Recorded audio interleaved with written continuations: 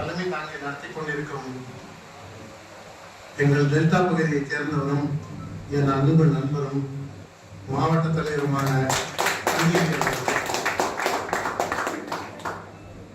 மேடையில் அமர்ந்திருக்கும் நம் இயக்கங்களின் முன்னோடி மாநில அலுவலக செயலாளராக தற்போது செயல்பட்டுக் கொண்டிருக்கும் 50 ஆண்டுகளுக்கு மேலாக இந்திய இயக்கங்களில் பிரயாணிக்கும் அன்பு அண்ணன் முன்னாள் பத்திரிகையாளர் சந்திரன் அவர்களே, எனக்கு அடுத்ததாக பேச இருக்கின்ற உண்மையான நெருப்பு கட்சிக்காக சிறை சென்றவன் அன்பு தம்பி பயசக்தி அவர்களே, நிமிடங்களை சொல்லி அதற்கப்புறம் சப்ஜெக்டுக்குள்ள வரேன். மகாத்மா காந்தி கொலை வழக்கில் காங்கிரஸ் கட்சியால், குறிப்பாக ஜவஹர்லால் நேரு போன்ற இடதுசாரி சிந்தனையாளர்களால் ராஷ்டிரிய சுயம்சேவக் சங்கமானது திட்டமிட்ட வகையிலே சிக்க வைக்க முயற்சி செய்தார்கள். ஆனால்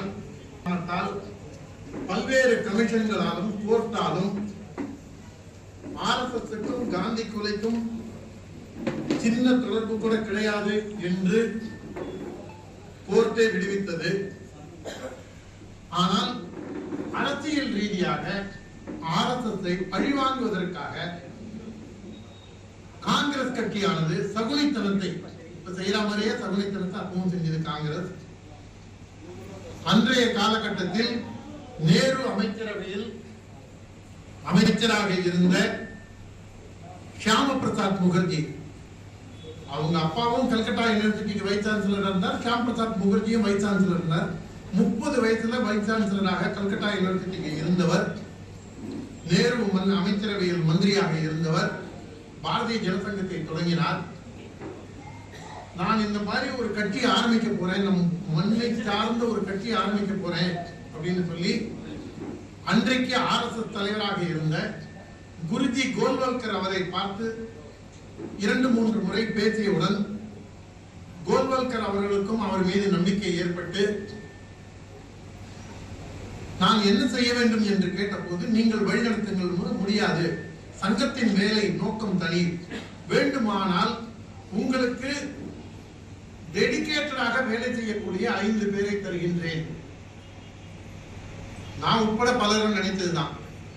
இப்ப எம்ஜிஆர் நகர்ல பிரேம், பிடி கணேசன், சுப்பிரமணியம் போன்றவர்கள், லலிதா மாதிரி ஒரு 5-6 பேர் இருக்கும்போது இந்த கட்சி எண்ணிக்கை வளர்ந்து நம்ம எண்ணிக்கை எம்எல்ஏ ஆகுது அப்படின்னு நினைச்ச போது அதே சலிப்பு பலருக்கும் இருந்திருக்கும் முன்னாடியும். ஆனால் ஒரு மிகப்பெரிய விஷயம் பாரதிய ஜனசங்கத்திற்கு அளித்தார்கள். ஒன்று பண்டிட் தீனதயாள் உபாத்யாயா, 2வதாக அடல் பிஹாரி வாஜ்பாய், 3வதாக பாய் மகாவீர், 4வதாக லால்கிருஷ்ண அத்வானி, 5வதாக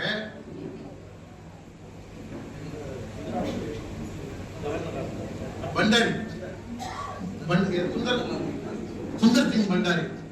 5 பிரச்சாரத்தை சங்கத்தில் இருந்து ஜனசங்கத்திற்கு அனுப்பினார்கள். உங்களுடைய வேலை கட்சியை வளர்ப்பது என்று சொல்லி அரசியலில் ஈடுபடாமல் சங்கம் வேறு ஜனசங்கம் வேறு என்று பிரயாணித்தது. படுகொலை செய்யப்பட்டார். அதற்கு பின்பாக தீனதயாள் உபாத்யாயா அவர்கள் தலைவராக பொறுப்பேற்று கொஞ்ச நாட்களிலேயே முகல்சராய் ஸ்டேஷனில், ரயில்வே ஸ்டேஷனில் மர்மமான முறையில் கொலை செய்யப்பட்டிருந்தார். இப்படி பல்வேறு தாக்குதல்கள் வந்து இந்திரா காந்தி ஆனவர் பதவி வெறி பிடித்து, இப்ப எப்படி ராகுல் காந்தி எல்லாம் பதவி வெறியின் உச்சத்தில் இருக்காரோ அதே காந்தியும் பதவி வெறிக்கு அப்பாற்பட்டவர் இல்லை என்பது போன்று நாட்டில் சர்வாதிகாரத்தை அவிழ்த்துவிட்டு ஜனநாயகத்திற்கு மூடு விழா நடத்தினார். அன்றைக்கு RSSின் மூத்த அமைப்பான, தாய் அமைப்பான நம்ம அண்ணன் சந்திரன், பல பேருக்கு இப்பதான் ஆர்மி செக்ரட்டரின்னு தெரியும், ஆனா ABVP சந்திரன் சொன்னாதான் எல்லாருக்கும் தெரியும். அந்த ABVP இயக்கத்தில் பீகார் பகுதியில், பீகார் உத்தரப்பிரதேசம் போன்ற பகுதியில் வேலை செய்தவர் கோவிந்தாச்சாரியா. தமிழகத்தை பூர்வீகமாக, பண்ருட்டியை பூர்வீகமாக கொண்டவர்.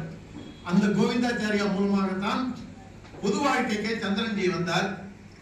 அந்த கோவிந்தாச்சாரியா மாணவர் இயக்கத்தை டோட்டல் ரெவல்யூஷன் என்று ஒரு ஜெயபிரகாஷ் நாராயணன் உந்துதலில் மாணவர்கள், அன்றைக்கு மாணவராக இருந்த லாலு பிரசாத் யாதவ், உத்தரப்பிரதேச முதல்வராக இருந்த முலாயம் சிங் யாதவ் போன்ற இளைஞர்களும் அந்த சுதந்திர வேள்வியில் பங்கு பெற்றார்கள். மிசாவை திரும்ப பெற்றார் இந்திரா காந்தி. மிசா திரும்ப பெற்றவுடன் எதிர்கட்சிகள் எல்லாம் ஒருங்கிணைந்து சோசியலிஸ்ட் பார்ட்டி, ஸ்தாபன காங்கிரஸ் மற்றும் பல்வேறு கட்சிகள், பாரதிய ஜனசங்கம் உட்பட அந்த தேர்தலில் பாரதிய ஜனசங்கம் தான் மிக அதிகமான எண்ணிக்கையில் 1977 அன்றைக்கு துணை பிரதமர் கேட்டிருந்தால் கூட மொரார்ஜி தேசாய் கொடுத்திருந்திருப்பார். ஜெயபிரகாஷ் நாராயணன் அவர்களும் ஒப்புக்கொண்டிருந்திருப்பார். அந்த அளவுக்கு வலிமையாக இருந்த ஜனசங்கத்தை அன்றைக்கும் பல பேர் எதிர்ப்பு தெரிவித்தார்கள். வேண்டாம், நாம் வெளியிலேயே இருப்போம், ஜனதாவாக அவர் உருவாகட்டும், நம்முடைய பார்ட்டி கல்ச்சர், நம்முடைய சிஸ்டம் வேறு, அவங்க சிஸ்டம் பார்ட்டி கல்ச்சர் வேறு என்று. ஆனால் அதையெல்லாம் மீறி நாட்டிற்காக ஜனசங்கத்தை ஜனதா கட்சியுடன் சேர்த்தார்கள். ஜனதா கட்சியுடன் சேர்த்தவுடன் ராஜநாராயணன் போன்றவர்களும் வேறு சிலரும், இத்தனைக்கும் ராஜநாராயணன் நம்ம திருக்கோளூர் சுந்தரம் எச்.ஜி. சூர்யாவோட உன்னிவிட்ட தாத்தாவாக திகழும் திருக்கோளூர் சுந்தரத்துக்கு மிகவும் நெருக்கமானவர் ராஜநாராயணன். இந்திரா காந்தியை தோற்கடித்தவர். அந்த ராஜநாராயணன் போன்றவர்கள் இரட்டை உறுப்பினர். ஜனதா கட்சியில் இருப்பவர்கள் RSS இருக்கக்கூடாது என்று ஒரு அழுத்தம் கொடுக்க ஆரம்பித்தவுடன், என்னுடைய தொப்புள் கொடி உறவு, என்னுடைய தாய் இயக்கம், என்னை வளர்த்தவர்கள், என்னை ஆளாக்கியவர்கள், அவரை நான் எப்படி மறக்க முடியும் என்று அத்வானி, வாஜ்பாய் போன்றவர்கள் வெகுண்டெழுந்தார்கள். அன்றைக்கு பாரதிய ஜனசங்கத்தில் எழுக்கு முன்பாக மரியாதைக்குரிய வெங்கையா நாயுடு அவர்கள் அகில இந்திய இளைஞரணி துணைத் தலைவராக சுப்பிரமணிய சாமியுடன் செயல்பட்டார். அந்த நேரத்தில் சுப்பிரமணிய சாமியும் இந்த பிரச்சனையில் வேறு விதத்தில் பிரயாணித்தார். அந்த அழுத்தத்தின் காரணமாக ஜனதா கட்சியில் இருந்து வெளியேறுவது என்று பாரதிய ஜனசங்கத்தில் பிரயாணித்தவர்கள் முடிவெடுத்தார்கள். ஆனால் நாட்டிற்கு செய்த சத்தியத்தை மீறக்கூடாது என்ற ஒற்றை காரணத்தால் பாரதிய ஜனசங்கத்திற்கு ஆன கொடியானது காவி கொடி. இப்பயாவது நம்ம கொடியில பச்சையும் கொஞ்சம் கலந்திருக்கு. காவி 70%, பச்சை 30% என்று இருக்கின்றது. ஆனால் ஜனசங்கத்தின் கொடியில் பரிபூர்ண காவி கொடியாகத்தான் இருக்கும். சின்னம் அகல்விளக்கு சின்னம். இந்த சின்னத்தையோ இந்த கொடியோ வருங்காலத்தில் நாங்கள் எந்த விதத்திலும் பயன்படுத்த மாட்டோம் என்று நாட்டு மக்களுக்கு பாய் மகாவீர், அத்வானி, கோவிந்தாச்சாரியா, முரளிமனோகர் ஜோஷி போன்ற மூத்த தலைவர்கள் செய்து கொடுத்த சத்தியத்தின் அடிப்படையில், கொடுத்த வாக்கின் அடிப்படையில் அதை அப்படியே விட்டுவிட்டு வேறொரு கட்சியை துவங்குவோம் என்று ஆரம்பிக்கப்பட்ட கட்சி ஏப்ரல் 6, 1980 மும்பையில் ஆரம்பிக்கப்பட்டது. ஜனசங்கத்தை தமிழகத்தில் ஆரம்பித்தவர் ஷாம் பிரசாத் முகர்ஜி. இதுல ஆரம்பிச்ச போது, ஜனசங்கத்தை ஆரம்பிச்ச போது தமிழகத்தில் ஜனசங்கத்தை ஆரம்பித்தவர் கல்கத்தா பல்கலைக்கழகத்தில் துணைவேந்தராக இருந்த காலகட்டத்திலிருந்தே ஷாம் பிரசாத் முகர்ஜிக்கு மிகவும் நெருக்கமாக அறியப்பட்ட V.K. ஜான் என்ற ஒரு கிறிஸ்துவர். நம்ம கட்சியில கூட மயிலாப்பூர் ஜான் இருக்காரு. நிறைய கிறிஸ்துவர்களும் நிறைய பேர் இருக்காங்க. ஆனால் அந்த காலகட்டத்தில் இப்பவே நம்மள என்ன திட்டுறான், இஸ்லாமியரோ ஒரு கிறிஸ்துவரோ பிஜேபியில பிரயாணம் செய்வதை ஒரு கடினமான பாதையாக போன்று ஒரு உருவாக்குவதற்கு வெளியில் அந்நிய சக்திகள், வெளியில நம்ம கட்சிக்கு வெளியில இருக்கிற சக்திகள் வேலை செய்கின்றது. ஆனா கட்சிக்குள்ள வரும்போதுதான் வேலூர் இப்ராஹிமாக இருக்கட்டும், பாத்திமாலியாக இருக்கட்டும், அல்லது நம்முடைய ஜான் போன்ற ஏற்ப நாணல் மாதிரி வளைந்து கொடுத்து செயல்பட வேண்டிய கட்டாயத்தில் இருந்த காரணத்தால் இப்படி நடந்தது. நாராயணராவ் தலைவராகும் போது சென்னைக்கு பெரிய அளவில் அமைப்பு கிடையாது. அன்றைக்கு தென் சென்னையில், குறிப்பாக தியாகராய நகர் பகுதியில் ஓரளவுக்கு தொண்டர்கள் இருந்தாலும் மிக அதிக அளவில் இன்றைக்கும் சரி, வட சென்னையிலும் சரி, குறிப்பாக பட்டாளம் பகுதியில் பார்த்தால் இன்றைக்கும் நமக்கு சுயம் சேவர்களும் பூத் லெவலில் வேலை செய்யக்கூடியவர்களும் மிக அதிகமாக இன்றைக்கும் இருக்கின்றார்கள். பட்டாளர் விசுந்து பட்சத்திலே செயல்பட்டார். அவருடைய தம்பி தான் ராதாகிருஷ்ணன் மற்றும் அசோக் லேலன்ல வேலை செஞ்சாரு. நிறைய பேசிட்டே இருப்பாரு. வெளியாட்டு சேர்ந்தவங்களாம் ராதாகிருஷ்ணன் தம்பி. அவரும் ஒருவர் அவங்க எல்லாமே பட்டாளம் பகுதியில் பாரதிய ஜனதா கட்சிக்கு ஜனசங்க காலத்திலிருந்து வேலை செய்தவர்கள், பிஜேபியில் இணைந்து வேலை செய்தார்கள். சூளை சுந்தரம் பிற்காலத்தில் நம்மை விட்டு பிரிந்து இருந்தார். குள்ள சுந்தரம் என்றால் மாவட்ட தலைவராக இருந்தார். நம்ம அசோக் லேலன் சீனிவாசன், லேலன் கோதண்டம் இன்னும் தரு லேலன் ஷர்ட்டை இன் பண்ணாம நான் வா அப்படின்னாரு. இதை போன்ற எண்ணற்ற தொண்டர்கள் பரதனையிலும் மிக குறிப்பாக சொல்ல வேண்டும் என்றால் முன்னாள் மாநில தலைவர் விஜயராகவலு சங்க ஷாக்காக்கு சென்றவர், வின்னி மில்லில் வேலை செய்தவர், தொழிற்சங்கவாதியாக இருந்தார். வின்னி மில்ஸ்ல கேன்டீன் நடத்திட்டு இருந்தாரு. அவர் தான் ஜனசங்கத்துக்கும் அந்த பகுதி தலைவராக இருந்தார். பாரதிய ஜனதா கட்சி தோற்றுவிக்கப்பட்டவுடன் தென் சென்னைக்கு பாதி கிடையாது, வடசென்னை மாவட்ட அமைப்பாளராக பெரியவர் விஜயராகவலு செயல்பட்டார். 2 டேர்ம் 2 முழு பருவங்கள் நாராயணராவ் தலைவராக இருந்தவுடன் அவருடைய பீரியட் முடிஞ்ச உடனே சேலத்தைச் சேர்ந்த KN லட்சுமணன் அவர்கள் மாநில தலைவராக வந்தார். அவர் ஜனசங்கத்திற்கும் மாநில தலைவராக இருந்தார். நான் பேசும்போதுதான் ஒன்னோட ஒண்ணு ஓவர்லாப் ஆகுது. அதனால நீங்க நான் பின்னாடி போயிட்டு முன்னாடி வரும்போது புரிஞ்சுப்பீங்கன்னு நினைக்கிறேன். நம்முடைய அருமை அண்ணன் பொன் ராதாகிருஷ்ணன் அவர்களின் மறைந்த சகோதரர் பொன் ராமகிருஷ்ணன் என்பவர் ஜனசங்கத்தின் கன்னியாகுமரி மாவட்ட கடைசி தலைவராக இருந்தார். அவரும் மும்பை தொடக்க விழாவிற்கு சென்றிருந்தார். அவர்தான் பாரதிய ஜனதா கட்சியின் கன்னியாகுமரி மாவட்டம் முதல் தலைவராகவும் திகழ்ந்தார். இந்த மாதிரி 2 தலைமுறை 3 தலைமுறையா நம்ம கட்சியிலையும் டிராவல் பண்றவங்க இருந்தோம். ஆனா நம்ம கட்சியில ஒரு துரதிருஷ்டவசமான ஒரு விஷயம் என்னன்னா, திராவிட கட்சியில ஒண்ணுமே செய்யாம ஊரை கூட்டி விளம்பரப்படுத்திக்கிறான். நம்ம எல்லாம் செஞ்சுட்டு நம்மளை பத்தி நம்ம ப்ராடக்ட் விளம்பரப்படுத்தாம இருக்கோம். அதுதான் பிரச்சனையே நமக்கு. போக்கில் ஒரு இடி இடிக்கணும்னு ஆசைப்பட்டேன்னா, நம்ம இளம் சிங்கம் அண்ணாமலை பற்றி நான் கூசும் அளவில் காது கூசும் அளவில் அவர் பேசி இருந்தார். வடிவேலு சொல்ற மாதிரி அவரை நம்ம திட்டுறது ஒரு பெரிய விஷயம் இல்லை. நீ என்ன திட்ட, நான் உன்னை திட்டுறேன், உன் காது குடிச்சும் என் காது குடிச்சுன்னு நம்ம திட்டலாம். ஆனா அதற்கான இடம் இது இல்லை. ஏற்கனவே ஒரு வீடியோவில் போட்டிருக்கேன், தேவைப்படுறவங்களுக்கு தனியா தராங்க. அந்த திருச்சி வேலுச்சாமியிலிருந்து நம் கட்சியை சேர்ந்த KG சாமி, தஞ்சை கோவிந்தசாமி, சங்கர்ஜி, சடகோபன், ஹரிதா ராமமூர்த்தி இன்றளவும் பெருங்குடி பகுதியில் வசித்து வருகிறார். பண்டிட் தீனதயாள் உபாத்யாயா அவர்கள் படுகொலை செய்யப்பட்டவுடன் நாடு முழுவதும் முழுநேர ஊழியர்கள் வேண்டும் என்று அறைகூவல் வந்தபோது ஜனா கிருஷ்ணமூர்த்தி அவர்கள் RSS இருந்து ஜனசங்கத்திற்கு அனுப்பப்பட்டார். அந்த ஜனா கிருஷ்ணமூர்த்தியால் சுயம் சேவராக 1950 மதுரை வைகை ஆற்று சாக்காவிற்கு வந்தவர் ஹரிதா ராமமூர்த்தி. 67 குடும்ப பிரச்சனையும் புறந்தள்ளி முழுநேர ஊழியராக வந்தவர். 1980 பாரதிய ஜனதா கட்சி ஆரம்பிக்கப்பட்டபோது மும்பையும் சென்றிருந்தார், இங்கேயும் இருந்தார். சென்னை மட்டுமல்லாது பரமக்குடியில் கவுன்சிலராக இருந்த பரமக்குடி MGR என்று அழைக்கக்கூடிய MG ராமமூர்த்தி, மதுரை TR கோபாலன் மிகச்சிறந்த பேச்சாளர், சேஷாச்சாரி, நரசிம்மாச்சாரி இதில் கவுன்சிலராகவும் சேஷாச்சாரி இருந்தார். மதுரை முத்து மேயராக ஆவதற்காக 1980களிலே வாக்களித்து பிஜேபியின் துணையுடன் தான் முத்து மேயராக ஆனார். திராவிட முன்னேற்ற கழகத்திற்கு மதுரை மேயர் பதவி பிஜேபி போட்ட பிச்சை அப்படின்னு நம்ம பெருமையா சொல்லலாம். இன்றைக்கு டபுள் வாட்ச் டக்ளஸ் இருக்கார் பாருங்க, PTR தியாகராஜன், அவங்க அப்பா PTR பழனிவேல் ராஜன் அவர்கள் சட்ட மேலவை உறுப்பினராக 80களின் ஆரம்பத்திலே கிராஜுவேட் கான்ஸ்டிட்யூன்சி பட்டதாரி தொகுதியிலிருந்து தேர்ந்தெடுக்கப்படுவதற்காக பிஜேபி RSS ஆதரவை வேண்டி சங்க காரியாலயத்தில் நம் மரியாதைக்குரிய அவர்களை சந்தித்து ஆதரவு கோரி RSS தயவில் வெற்றி பெற்றவர் தான் டபுள் வாட்ச் டக்ளஸ் அப்பாவும் MLC ஆனார்.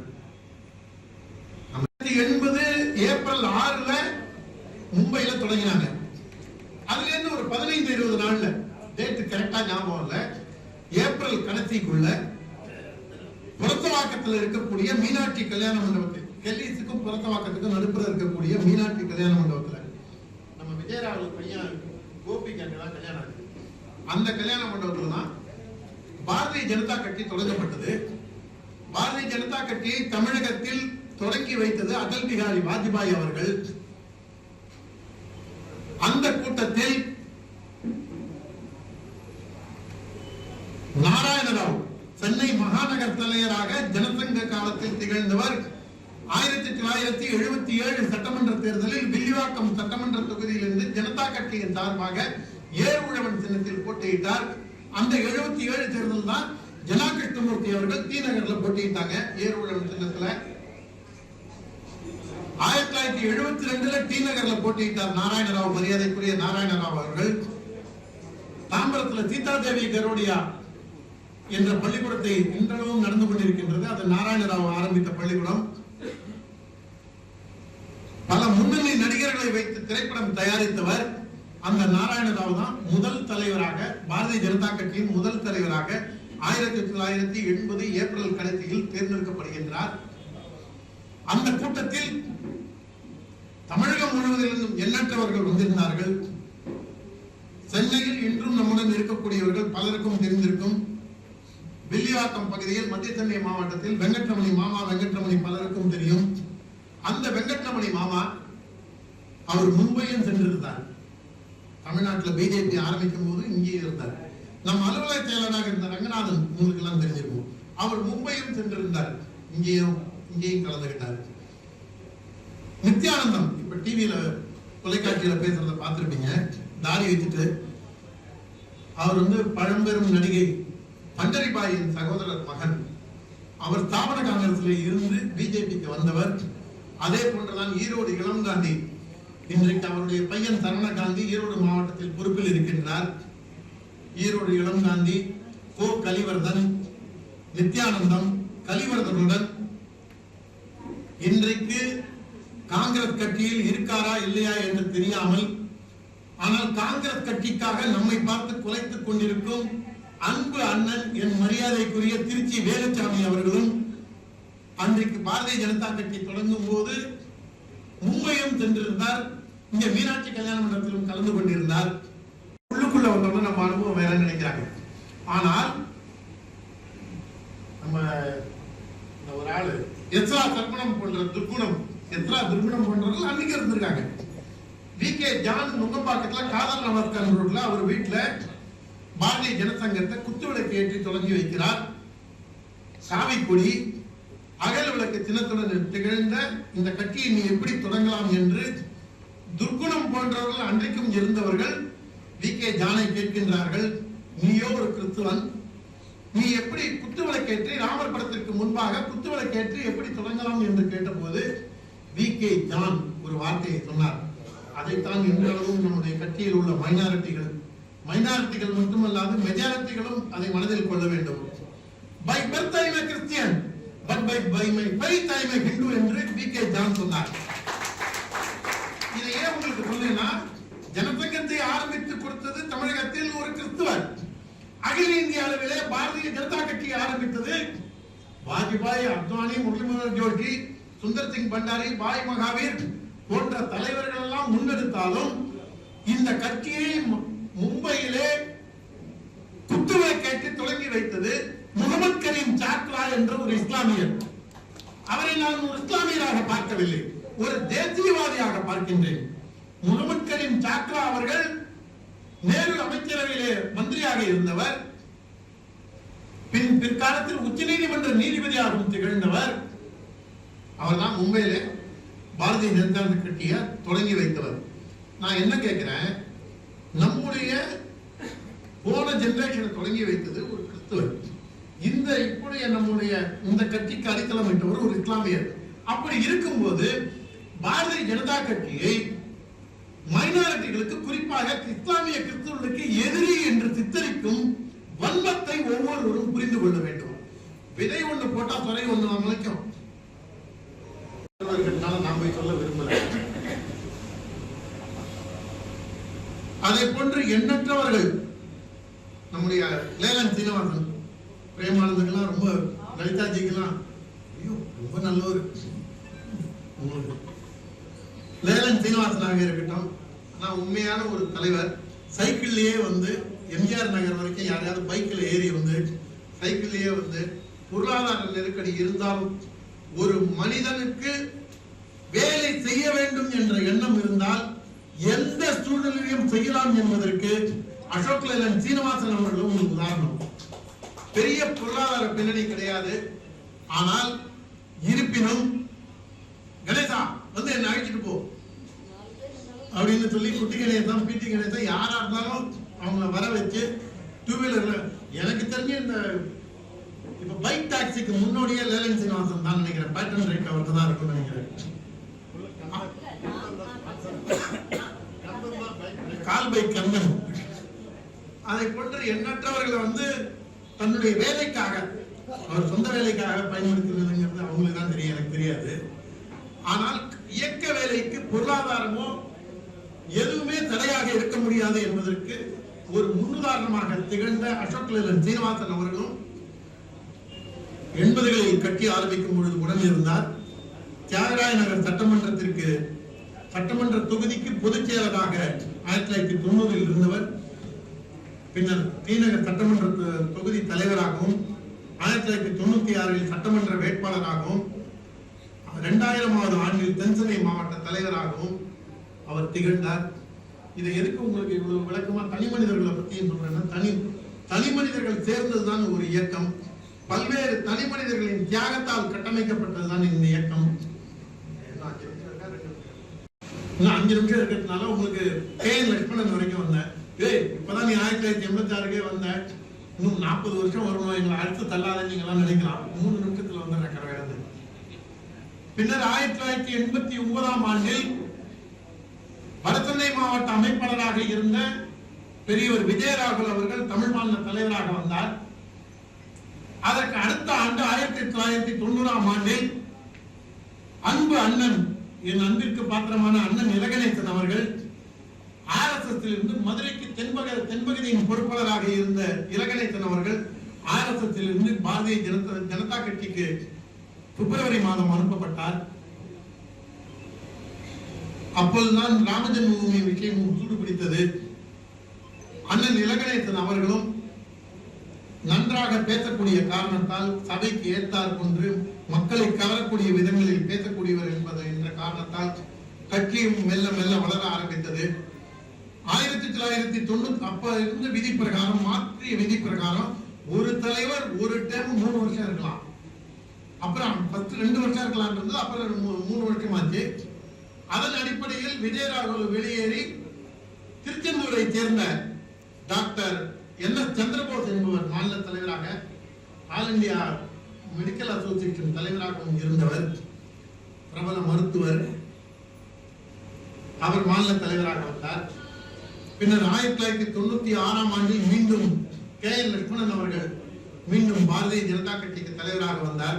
அப்பொழுதுதான் மீண்டும் விதி திருத்தப்பட்டு 2 ஆண்டு 2 முறை இருக்கலாம் என்று வந்தது.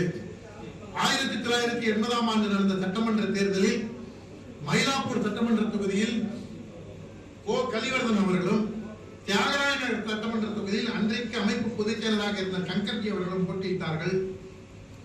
1984 ஆண்டில் ஜனா கிருஷ்ணமூர்த்தி அவர்கள் தியாகராய நகர் சட்டமன்றத்திற்கு போட்டியிட்டு சுமார் 8000 வாக்குகள் வாங்கினார்கள். அப்ப போல்டு ஓட்டை பதிவான வாக்கை கிட்டத்தட்ட 1 லட்சத்துக்கு வாக்கு தான், கிட்டத்தட்ட 8% வாக்குகளை நாம் பெற்றிருந்தோம். 1989 ஆண்டிலும் இங்கே போட்டியிட்ட போது நித்யானந்தம் போன்றவர்கள் போட்டியிட்டார்கள். 1991 ஆண்டிலே தமிழகம் முழுவதும் கிட்டத்தட்ட 150க்கும் மேற்பட்ட சட்டமன்ற தொகுதிகளிலே பாரதிய ஜனதா கட்சி போட்டியிட்டது. இந்து முன்னணியில் இருந்து பல பேர் பிஜேபிக்கு வந்து போட்டியிட வைக்கப்பட்டார்கள். 1984 ஆண்டு நடந்த சட்டமன்ற தேர்தலிலே பத்மநாபபுரம் சட்டமன்ற தேர்தலில் பிஜேபி ஆதரவு பெற்ற ஒரு வேட்பாளர் ஜெயித்தார். இந்து முன்னணியின் சார்பில் பாலச்சந்திரன் என்பவர் போட்டியிட்டார். இந்து முன்னணியின் அதிகாரப்பூர்வமாக அறிவிக்கப்பட்ட வேட்பாளராக சிங்கம் சின்னத்திலே போட்டியிட்டார். பத்மநாபபுரம் சட்டமன்ற தொகுதியிலே பாஜகவின் ஆதரவு பெற்ற நம்முடைய சகோதர இயக்கமான இந்து முன்னணியின் சார்பிலே சட்டமன்றத்திற்கு சென்றார். அந்த சட்டமன்ற தேர்தலில் குளச்சல் சட்டமன்ற தொகுதியில் இருந்து சுமார் 300க்கும் குறைவான வாக்குகளில் வெற்றியை தவறவிட்டவர் தான் இன்றைக்கும் சட்டமன்ற உறுப்பினராக இருக்கக்கூடிய பெரியவர் MR காந்தி அவர்கள். கடவுள் ஒரு கதவை மூடி இரண்டாவது கதவை திறப்பதற்கு கிட்டத்தட்ட 40 ஆண்டுகள் நம் காந்திஜிக்கு ஆயிருக்கின்றது. அதுபோன்று 1996ஆம் ஆண்டு சட்டமன்ற தேர்தலில் அதே பத்மநாபபுரம் தொகுதியில் சி. வேலாயுதம் அவர்கள் சட்டமன்ற உறுப்பினராக தேர்ந்தெடுக்கப்பட்டார். 1989ஆம் ஆண்டில் இந்து முன்னணியின் சிவகங்கை மாவட்ட அமைப்பாளராக இருந்த அண்ணன் ஹெச். ராஜா அவர்கள் பாரதிய ஜனதா கட்சிக்காக காரைக்குடியில் போட்டியிடுமாறு பணிக்கப்பட்டார். 1991ஆம் ஆண்டில் இந்து முன்னணியில் மாநில செயலாளராகவும் வீரத்துறவி ராமகோபாலனுக்கு உதவியாளராகவும் திகழ்ந்த அன்பு அண்ணன் பொன் ராதாகிருஷ்ணன் அவர்கள் நாகர்கோவில் பாராளுமன்றத்திற்கு போட்டியிடுமாறு பணிக்கப்பட்டு பிஜேபியில் வந்து போட்டியிட்டார். அண்ணன் ஹெச். ராஜா 1993இல் அபிஷியலாக பிஜேபிக்கு வந்து சிவகங்கை மாவட்ட அமைப்பாளராக 6 மாதம் இருந்து பின்னர் மாநில செயலராக உயர்ந்தார். 1993இல் அண்ணன் பொன் ராதாகிருஷ்ணன் அவர்கள் பாஜகவின் கன்னியாகுமரி மாவட்ட அமைப்பாளராக 93 கடைசியில் வந்து 94இல் மாநில செயலராக உயர்ந்தார். அது முதற்கொண்டு பல்வேறு தேர்தல்களில் பல்வேறு இடங்களில் பாரதிய ஜனதா கட்சி கொஞ்சம் கொஞ்சமாக வளர்ந்து வர ஆரம்பித்தது. 98ஆம் ஆண்டில் அதிமுகவுடன் கூட்டணி வைத்து அதிமுக, தமிழக ராஜீவ் காங்கிரஸ், வாழப்பாடியும் ராஜீவ் காங்கிரஸ், பாட்டாளி மக்கள் கட்சி, வைகோவின் கட்சி உட்பட தேசிய ஜனநாயக கூட்டணி உருவாக்கப்பட்டது. அந்த தேர்தலில் 5 இடங்களில் போட்டியிட்டு கோயம்புத்தூர், நீலகிரி, திருச்சி பாராளுமன்ற தேர்தலில் வெற்றி பெற்றோம். சிவகங்கை பாராளுமன்ற தொகுதியிலே அண்ணன் ஹெச். ராஜா அவர்கள் வெறும் 16,000 ஓட்டுல வெற்றியை தவறவிட்டார். ரங்கராஜன் குமாரமங்கலம் அவர்கள் மத்திய அமைச்சராக உயர்ந்தார். 1997ஆம் ஆண்டில் திவாரி காங்கிரஸ் என்ற கட்சியில் வாழப்பாடி ராமூர்த்தியுடன் பிரயாணித்த மறைந்த அண்ணன் ரங்கராஜன் குமாரமங்கலம் அவர்கள் கட்சியை இருந்து விலகி செங்கோட்டு வேலு என்று முன்னாள் எம்எல்ஏ, பால் உற்பத்தியாளர் சங்க தலைவராகவும் இருந்தார். திருச்செங்கோடு எம்எல்ஏவாக இருந்தவர். விஜய நல்லேந்திரன் என்ற வழக்கறிஞர் பூந்தமல்லியருடன் இருந்தார். அவங்க உட்பட பல பேருடன் பிஜேபியில் வந்து இணைந்தார். 98இல் அமைச்சராக உயர்ந்து ஒரு தேர்தலில் ஒரு வெற்றி பெற்றோம்னா ஒருத்தரோட அரசியல் வாழ்க்கையை எப்படி நம்மளால முடிக்க முடியுது பாருங்க. 1984 இருந்து 1998 வரைக்கும் திருச்சியில் எல். அடைக்கலராஜ் என்பவர் தான் தொடர்ந்து பாராளுமன்ற வேட்பாளராக வெற்றி பெற்று வந்தார். மறைந்த அண்ணன் ரங்கராஜன் குமாரமங்கலம் 10,000 ஓட்டுல தான் ஜெயிச்சார். ஆனா அதோட அடைக்கலராஜோட அரசியல் வாழ்க்கை முற்று பெற்றது. 1999 தேர்தலில் 90,000 வாக்குகள் வித்தியாசத்தில் மக்கள் மனங்களை வென்று 90,000 வாக்குகள் வித்தியாசத்தில் வெற்றி பெற்று மீண்டும் மத்திய அமைச்சராக உயர்ந்தார். அதே தேர்தலில் கன்னியாகுமரியில் அண்ணன் பொன் ராதாகிருஷ்ணன் வெற்றி பெற்று மத்திய இளைஞர் நலன் மற்றும் விளையாட்டு அமைச்சராக இணையமைச்சராக பொறுப்பேற்றார். 2001 சட்டமன்ற தேர்தலில் அதே திராவிட முன்னேற்ற கழகத்துடன் கூட்டணி வைத்து தேர்தலை சந்தித்தோம். அந்த தேர்தலில் மயிலாடுதுறையிலிருந்து ஜெகவீர பாண்டியன், தளியிலிருந்து முரளிதரன், அவர் தமிழ் மாநில காங்கிரஸ்ல நம்ம கட்சிக்கு மைக்ரேட் ஆகி வந்திருந்தவர். மயிலாப்பூரில் KN லட்சுமணன், காரைக்குடியில் அண்ணன் ஹெச். ராஜா போன்ற 4 உறுப்பினர்கள் வெற்றி பெற்று சட்டமன்றத்திற்கு சென்றோம். பின்னர் 2003ஆம் ஆண்டு கடைசியில் 2004ஆம் ஆண்டு தொடக்கத்தில் 2000ஆவது ஆண்டில் டாக்டர் எஸ். பி. கிருபாநிதி அவர்கள் கடலூரை பூர்வீகமாக கொண்டு மாற்று சித்தாந்தத்தை, பாரத நாட்டின் பண்பாடு கலாச்சாரத்தை முன்னெடுக்கக்கூடிய கட்சி.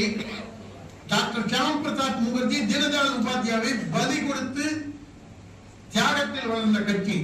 தமிழகத்திலும் கிட்டத்தட்ட 150 பேருக்கு மேல் நம்முடைய இயக்கத்தை சார்ந்தவர்கள் பலி கொடுத்து ஆடிட்டர் ரமேஷ் 46 இடத்தில் உடம்பு முழுக்க வெட்டப்பட்டு படுகொலை செய்யப்பட்டார்.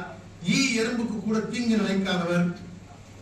அதே போன்று பேராசிரியர் பரமசிவம் மதுரையிலே படிக்க வசதி இல்லாத மாணவர்களுக்கு தன்னுடைய சம்பளத்தில் இருந்து ஃபீஸ் கட்டக்கூடியவர். அவரையும் போட்டு படுகொலை செய்தார்கள். இந்து முன்னணியின் மாநில தலைவராக 2வது தலைவராக இருந்த வழக்கறிஞர் ராஜகோபாலன் வீட்டு வாசல்லையே காலையில 6:30 மணிக்கு துடிக்க வெட்டி படுகொலை செய்யப்பட்டார். பாரதிய ஜனதா கட்சியின் சார்பாக 1996 திண்டுக்கல் சட்டமன்றத்திற்கு போட்டியிட்ட அண்ணன் திண்டுக்கல் மாணிக்கம் மற்றும் மாவட்ட துணைத் தலைவராக இருந்த செல்வராஜ் இருவரும் அக்டோபர் 10, 1996 படுகொலை செய்யப்பட்டார்கள். இதை போன்று நூற்றுக்கணக்கானவர்களை பலி கொடுத்து தியாகத்தில் உருவான கட்சி பாரதிய ஜனதா கட்சி. இது ஒரு மற்றொரு அரசியல் கட்சி கிடையாது. இது ரத்தம்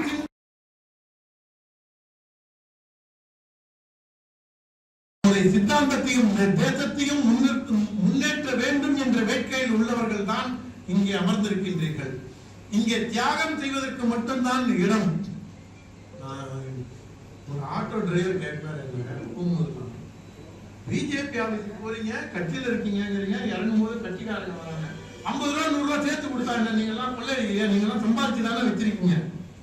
இந்த கட்சியில வரவனுக்கு நம்ம கட்டின வேட்டி கூட உருவிட்டு தான் விடுவாங்கன்னு ஆட்டோ டிரைவருக்கு தெரியல.